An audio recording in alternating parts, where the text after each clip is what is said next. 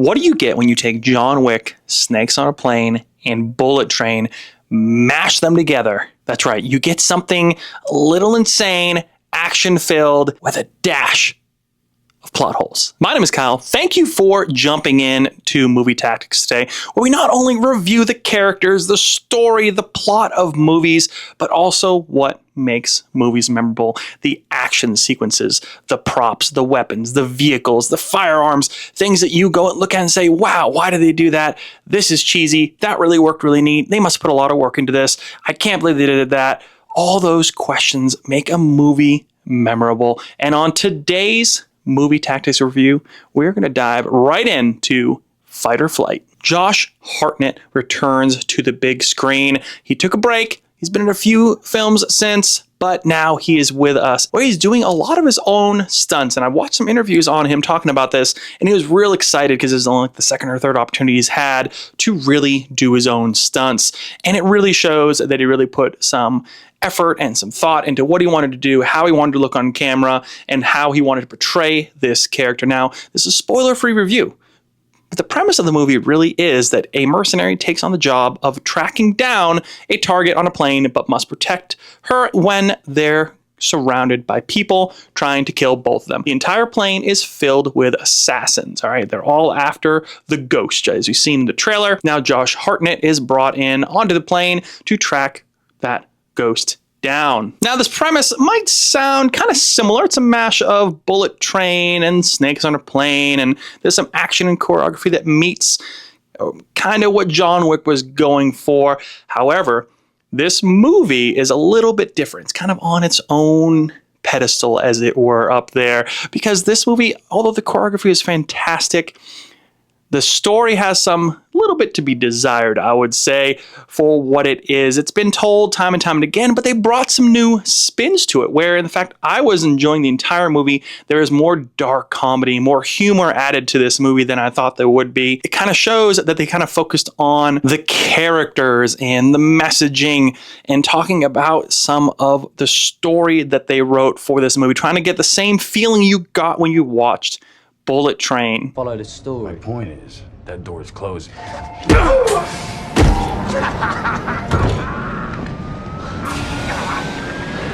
Because this movie only had a budget of about $40 million, it looks like, which is about half as much as Bullet Train, but a little bit more than Snakes on a Plane, believe it or not. So you're looking at something where they had to go and fill the gap with a lot of CGI. A lot of the firearms and things they used were heavily CGI'd in.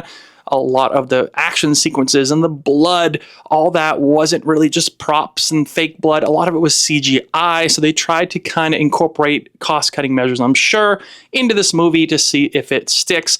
And it's a load of fun. If you like action movies, if you like movies where you're going to go through an entire scene on smaller spaces, because the sets are very small, it's an airplane. That's the whole point of this movie, Fight or Flight. So a lot of the fight scenes are not only on an airplane, they're utilizing things you'd find on an airplane with some caveats, but you might have seen, like, there's a chainsaw, there's firearms, there's things like that in the movie, but a lot of it's using trays and bathroom handles and seat belts, whatever you might find on an airplane. They're using it. Bathrooms. Then, of course, it's a fancy airplane. It's a double-decker. That being said, they have some like showers and things like that where there's some fight sequences in there, bars, and a lot more wine bottles and glassware and butter knives and things like that that you might find on a plane that elevate the action in this movie. And it kind of takes a unique spin on it. That alone is entertaining. I like to watch that kind of stuff, something new and exciting.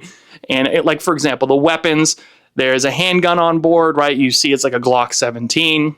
Well, Josh's character grabs this Glock 17, has like some pajamas from First Class, and he puts it in his back, try to like tuck it in his waistband, and it goes straight to the floor. It's just like, well, this worked out great. And there's just like little comedy pieces throughout the movie that are like that. And I went to see this movie in the afternoon, right when it came out. And there was a bunch of people in the theater. Actually, I think it was about a dozen or so folks in the theater in the afternoon. And with that, you know, we all had some good chuckles there. It's nice to get that energy in the theater. I do enjoy the theater experience overall. And an action movie like this, you kind of watch through. And if it was super dumb, right, there's a lot of dumb scenes or anything, then you wouldn't get any kind of reactions from the audience. But we were getting reactions from not only myself, but everyone else in the audience. So you know they did something right right and hit a stride from a comedy perspective. Plus, Josh just plays this character so well. He's kind of like a washed up mercenary, and they kind of talk about it throughout the movie on what his background was. The whole movie's describing what his background is and how he's betrayed or how he got into this position and what happened to his life and where he's been,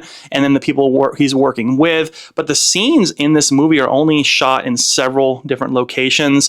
And one of the things I noticed was that the details they put into this movie were pretty cheesy. Like, I enjoy Bullet Train. Obviously, John Wick is known for the action sequences, the firearms and things like that they're used. And they had like little CZ Scorpion and the Glock 17s. They had chainsaws and all sorts of types of things like that you'd find on a plane in the cargo hold, which is where they're going to probably get a lot of this stuff from. But that being said, things like the cockpit, how some of the staff acts, how the pilots acted, a lot of it was super cheesy and kind of just thrown together. The cockpit doesn't even look anything like, I think, what an actual cockpit would look like on that size of a plane. They didn't have any spare pilots. It looks like usually they have like rotating crews.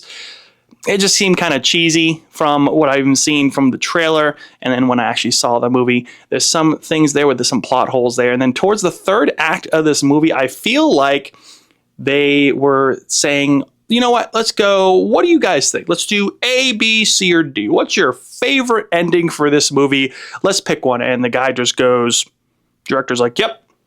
And they're like, well, which one? Yep. Just throw a bunch of endings in there. And you're like, where is this going?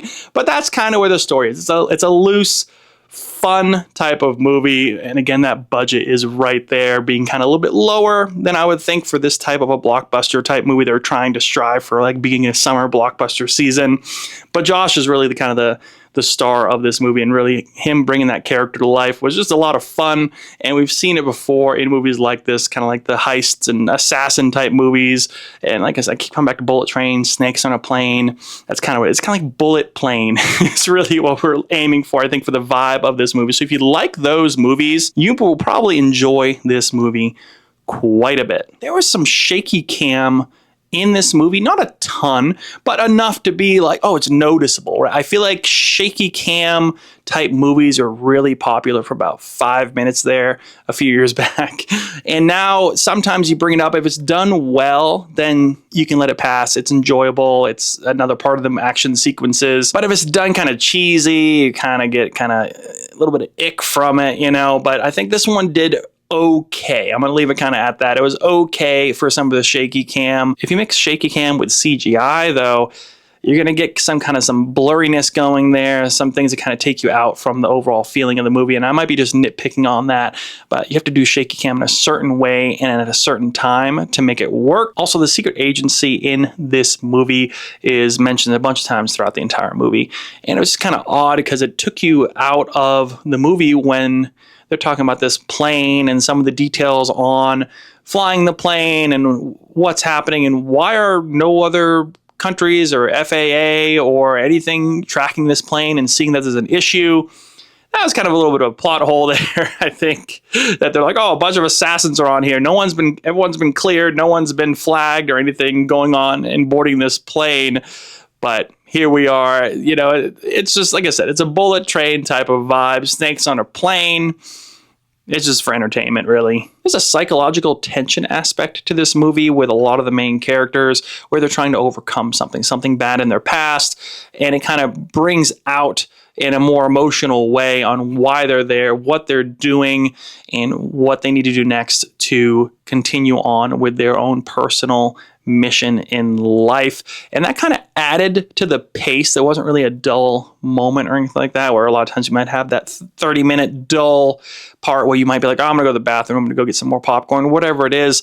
This movie seemed to be paced very well and kept you not really at the edge of your seat, but enough to be paying attention throughout the whole movie and really enjoying and laughing and giving some smiles along the way. There's also a scene where he's like, oh, here, take this handgun. And then they're like, oh, I don't want to touch the handgun. What if it goes off? He's like, oh, the safety's on. You're like, there's not a safety on a Glock. It really kind of just takes you out of the movie at times when you're looking at little details like that. Because once you see a movie like John Wick where everything's done to a T, we talk about like the fight sequences, the choreography, the reloads, the tactical use of firearms into various weapons in a movie. When you kind of just throw stuff in a story like that and don't really go behind and talk about the actual details that were realistic when using these types of weapons and firearms, I feel like it takes away from the story a little bit. But that being said, the story is what it is. It's very entertaining. It's just a ride. Fight or flight, right? It's a ride. You're on this flight, enjoy the ride. So if you like those types of movies, I'm sure you're going to like this one. I'm going to give this one a little bit different of a score. I'm going to give it a 6.8 out of 10 cheesy gordita crunches. Yo quiero Taco Bell. What are your thoughts on Fight or Flight? Did you see the movie? Did you see any kind of spoiler-free review type pointers that you saw, maybe that I didn't mention? Hit them down in the comments below. I'd love to read those. Thank you so much for tuning in. If you haven't already subscribed to the channel, we're new here, but we're going to be diving in every week on new movies and some old movies too, depending on what's out. So stay tuned. Thank you so much for watching, and we'll see you on the next Movie Tactics Review.